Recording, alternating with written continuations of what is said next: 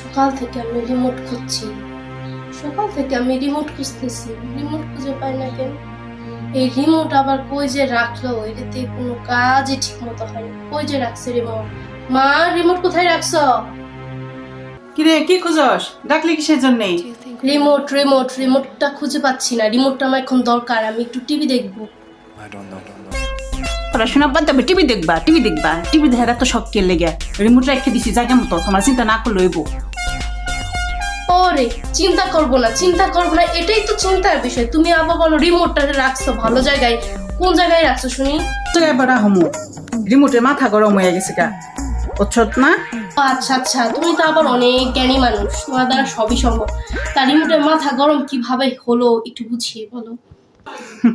একটু বুঝে কুমু কেকের হকবল খানি বুঝে কুমু।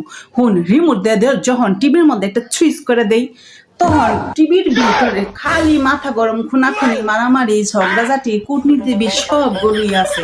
বুঝছস, এর মূল কারণ হচ্ছে রিমোটের মাথাটা গরম, তাই উল্টা পাল্টা কথা বলতেছে।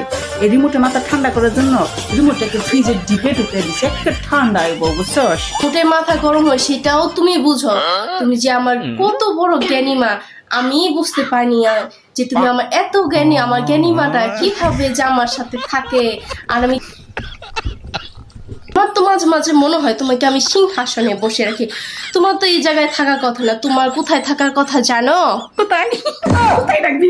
কি শান্তি লাগতেছে, আমি কেন মা? কোথায় রাখবি? কোথায় রাখবো জানো? তোমাকে রাখবো পাব নাই, বুঝতে পারছো?